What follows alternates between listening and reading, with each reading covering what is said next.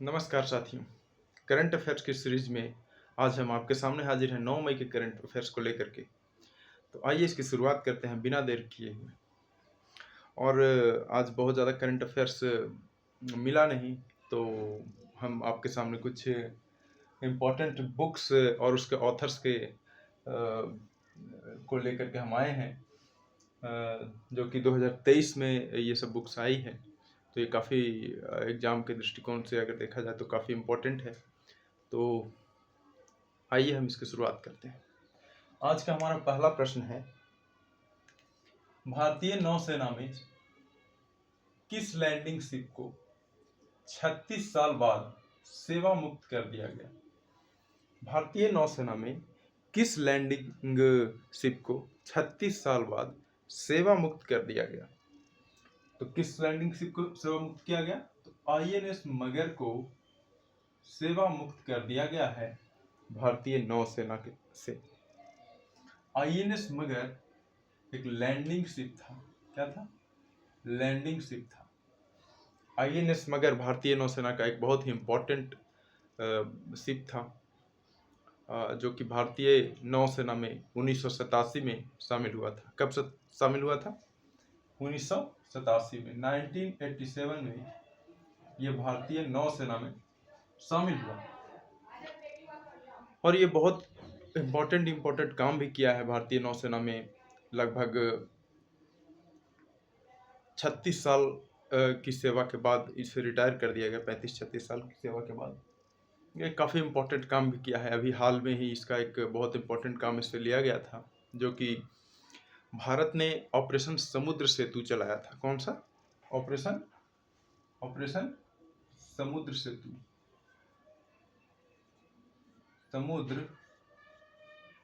Operation समुद्र सेतु अभी चलाया था, आपको याद होगा, आपने पढ़ा होगा। ऑपरेशन समुद्र सेतु किस लिए लाया गया था भारत सरकार के द्वारा?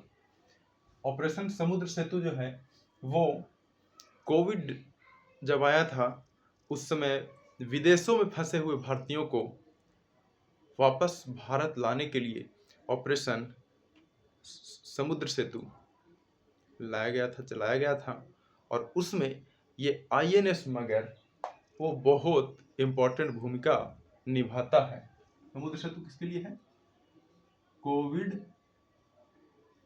में भारतीयों को वापस लाने के लिए समुद्र सेतु जो चलाया गया था वो इसी ऑपरेशन मगर इसमें काफ़ी इम्पोर्टेंट अपना योगदान दिया था।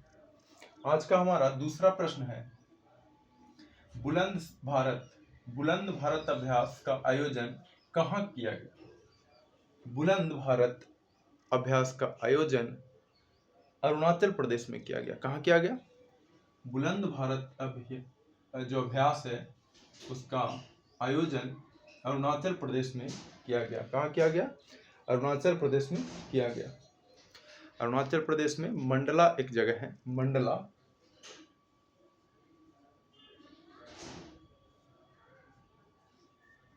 यहाँ पे सबसे ऊंचाई पर स्थित ये सैन्याभ्यास किया गया, जिसमें भारतीय सेना और वहाँ के लोकल पुलिस जो हैं बल, और तो वो सब मिल करके वहाँ पर एक सैन्याभ्यास किए, जिनको बुलंद भारत के नाम से जाना गया। वो अरुणाचल प्रदेश में किया गया। सबसे ऊंचाई पर स्थित सैन्य क्षेत्र है, यहाँ पे सैन्य अभ्यास हुआ है यहाँ पे। तो क्या है? बुलंद भारत कहाँ हुआ? अरुणाचल प्रदेश। अगला हमारा प्रश्न है, भारत और बांग्लादेश के बीच व्यापार और वाणिज्य को बढ़ावा देने के लिए मेघालय में किस बंदरगाह का उद्घाटन किया गया? तो भारत और बांग्लादेश के बीच व्यापार और वाणिज्य को बढ़ावा देने के लिए मेघालय में दावकी भूमि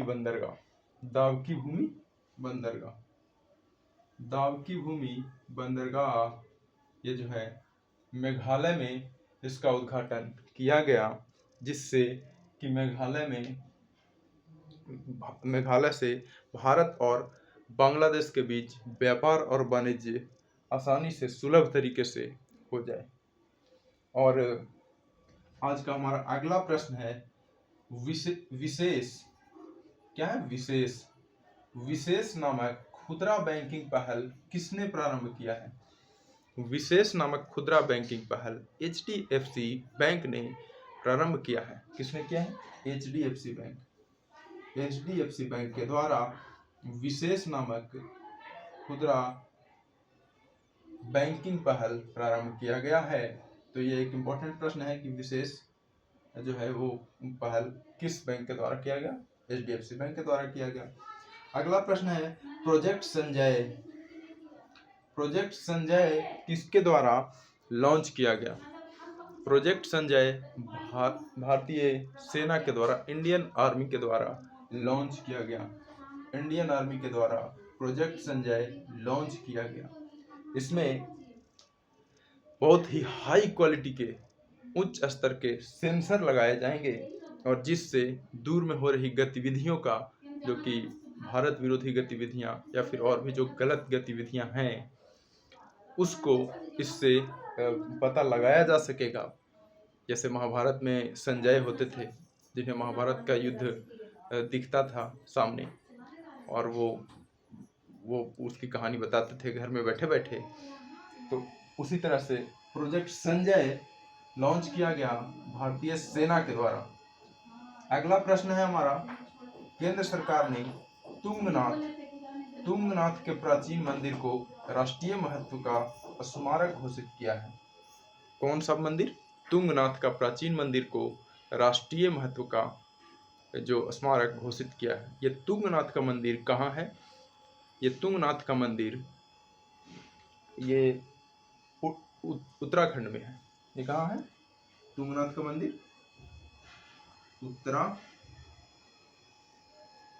उत्तराखंड में ये तुंगनाथ का मंदिर है। और यहाँ पर 3680 मीटर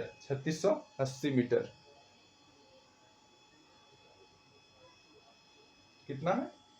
3680 मीटर की ऊंचाई पर स्थित ये दुनिया का सबसे ऊंचा ये जो है मंदिर है। 3680 मीटर, लगभग 3.5 किलोमीटर से भी ज्यादा ऊंचाई पर स्थित ये मंदिर है। अगला प्रश्न है हमारा आज का, my life is a comrade पुस्तक के लेखक कौन है? My life is a comrade पुस्तक के लेखक के शैलजा जी हैं। के शैलजा जी हैं my life is a comrade पुस्तक के लेखक। और आइए अब हम 2023 में कुछ जो पुस्तकें आई हैं और उसके लेखक कौन हैं उसके बारे में, इम्पोर्टेंट बुक्स के बारे में हम लोग जानेंगे, जो कि परीक्षा के दृष्टिकोण से बहुत ही महत्वपूर्ण है। पहला किताब है अंबेडकर ए लाइफ। अंबेडकर ए लाइफ, ये पुस्तक शशि थरूर जी ने लिखा है। कांग्रेस के नेता शशि थरूर के द्वारा ये किताब लिखा गया, अंबेडकर ए लाइफ।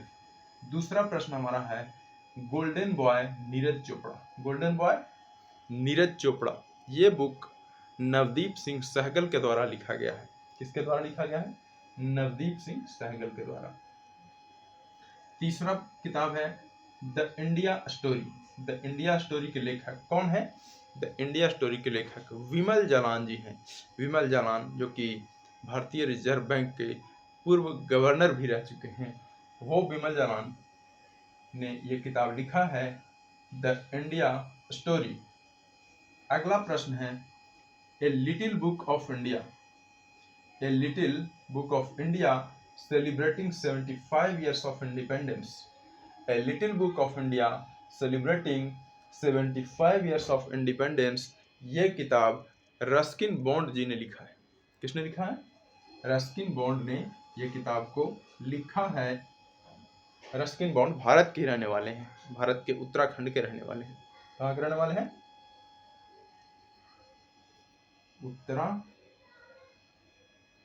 भारत के उत्तराखंड के रहने वाले हैं। पांचवा बुक है आज का the Chipko movement A people history. The Chipko movement a people history के लेखक शेखर पाठक। कौन है? शेखर पाठक। अगला प्रश्न है फियरलेस गवर्नेंस। फियरलेस गवर्नेंस, इसके लेखक किरण बेदी हैं और ये भारत की पहली महिला आईपीएस भी रह चुकी हैं, किरण बेदी। फियरलेस गवर्नेंस के लेखक कौन है? किरण बेदी।